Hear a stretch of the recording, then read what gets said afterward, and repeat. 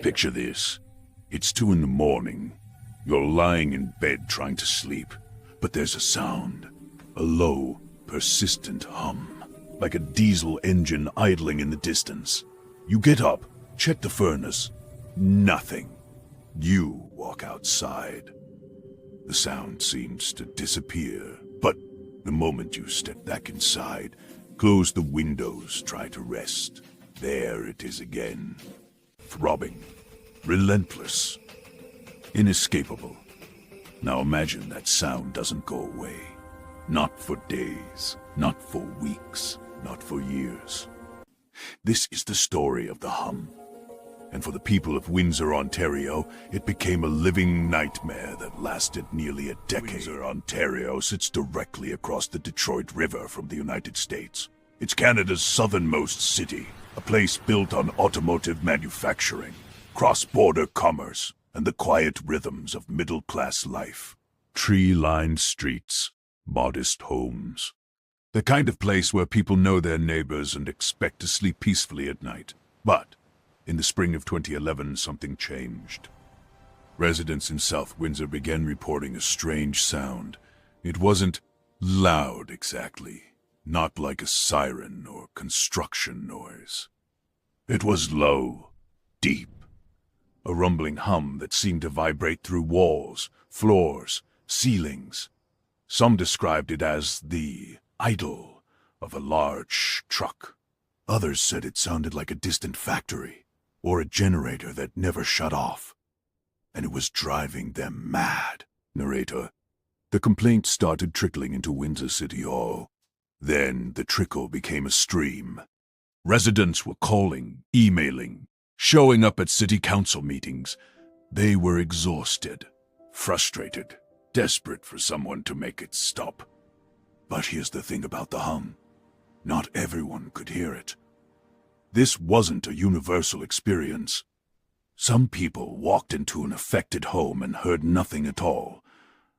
Others, somewhere between 2 and 4% of the population, according to some estimates, were tormented by it. And among those who could hear it, the effects varied wildly. For some, it was merely annoying. For others, it was debilitating. Gary Grossi could hear it. His wife, Sharon, could hear it. Their home on Banwell Road became a prison of sound. Gary described lying awake at night, feeling the vibration in his chest. Sharon said it felt like someone was sitting on her lungs. They couldn't concentrate, couldn't think clearly. The lack of sleep became chronic. Gary developed nosebleeds. Sharon's ears would ring. They bought white noise machines. They slept with fans running. Nothing helped. Other residents reported similar symptoms. Headaches, nausea, dizziness, pressure in the ears and chest. Some said their windows vibrated. Their dishes rattled in the cupboards. One woman said she could feel it in her teeth. The psychological toll was perhaps even worse than the physical. Imagine trying to explain to someone that a sound they can't hear is ruining your life. Imagine the doubt from friends, from family, even from yourself. Am I going crazy? Is this real? It was real. But what was causing it? Windsor City Council did what governments do. They commissioned a study. They hired consultants. They brought in acoustic engineers.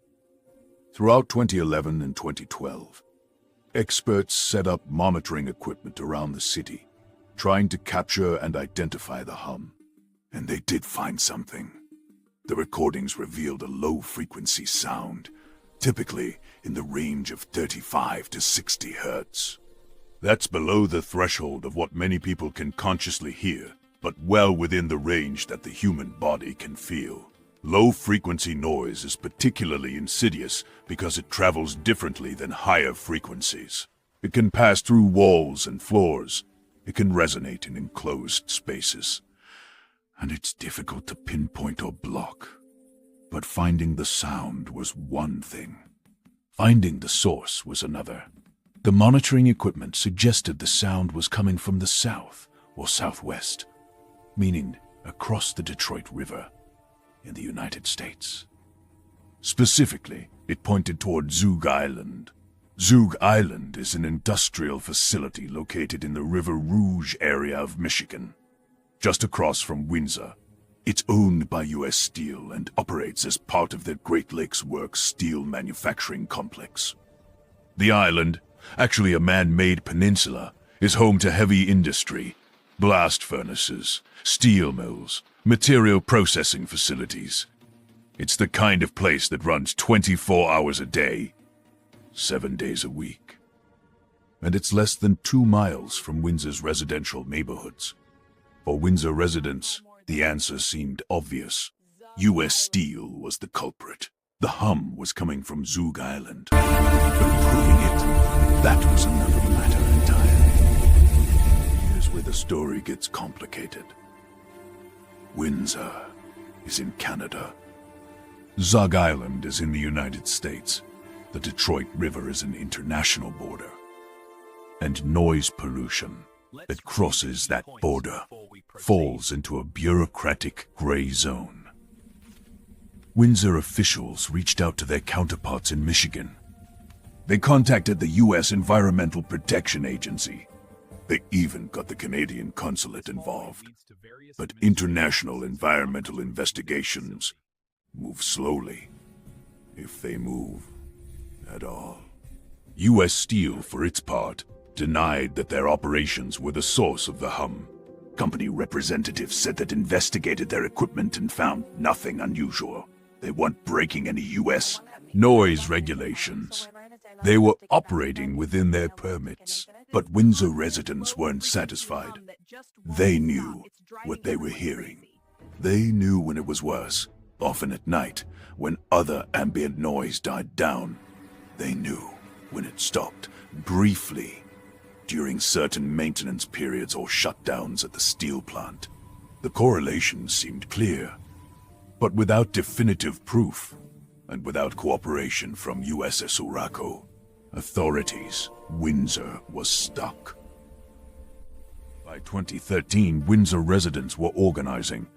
They formed groups like Windsor Hum Action and started documenting their experiences. They created online forums where sufferers could share their stories, compare notes on the frequency and intensity of the hum, and coordinate pressure on government officials.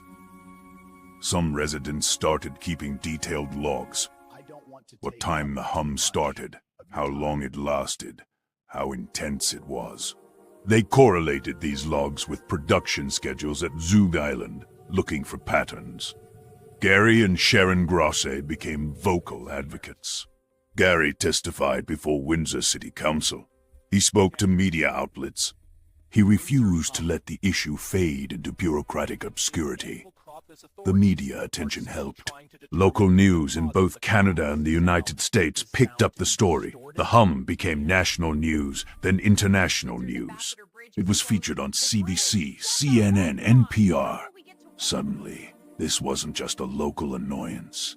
It was a cross-border environmental mystery. And the pressure began to mount. With the source identified, the diplomatic pressure intensified. The Canadian government formally approached USC authorities about the noise pollution.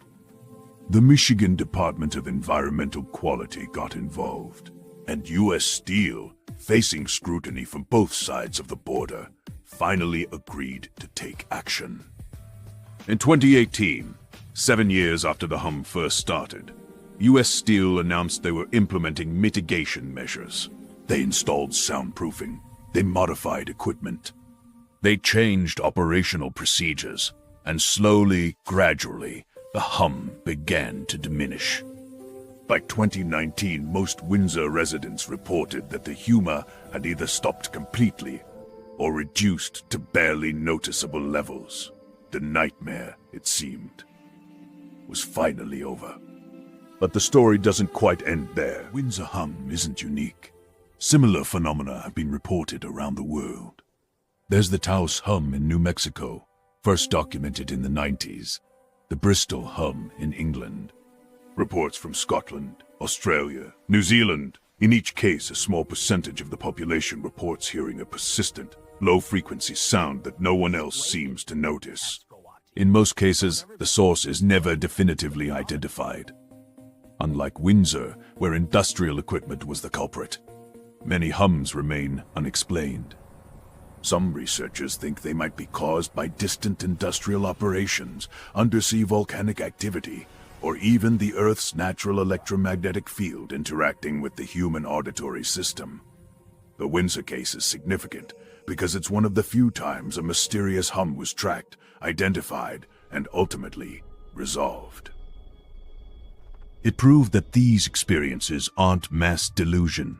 They're not psychological disorders. They're real physical phenomena, affecting real people.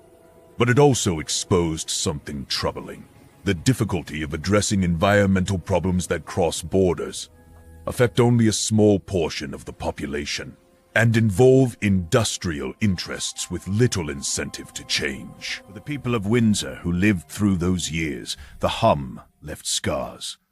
Gary Grossi moved away from his home on Banwell Road. He couldn't stay there, even after the hum stopped. The trauma of those sleepless years was too much. Others reported lasting anxiety, hypervigilance about sounds in their environment, difficulty trusting that the problem was truly solved. Some say they still hear it occasionally, though it's unclear whether that's reality or the echo of traumatic memory. The case also changed how Canadian and U.S. authorities handle cross-border environmental complaints. It established protocols for joint investigations. It created precedent for holding industries accountable when their operations affect neighboring countries. And it gave voice to a phenomenon that had long been dismissed or ridiculed. The hum sufferers of Windsor showed that persistence, documentation, and advocacy could force the system to listen, even when the system couldn't hear what they heard. Today, Windsor is quiet again. The homes on Banwell Road sit peacefully on their tree-lined streets. The Detroit River flows between two nations, as it always has. And Zug Island continues its industrial operations, hopefully quieter now than before. But on certain nights, if you talk to the old-timers, they'll tell you they still listen. Still wait. Just to make sure the hum doesn't come back, because once you've heard it, really heard it, you never quite forget. That low, persistent throb, that vibration in your chest, that feeling that something's wrong, even when everyone else insists that everything's fine. The hum of Windsor taught a small Canadian city something about persistence, about advocacy, and about the strange ways industrial civilization can reach, across borders and into bedrooms, uninvited and unwanted. It taught them that sometimes the worst sounds are the ones only you can hear. And it taught them that even the quietest voices, if they refuse to be silenced, can eventually make themselves heard.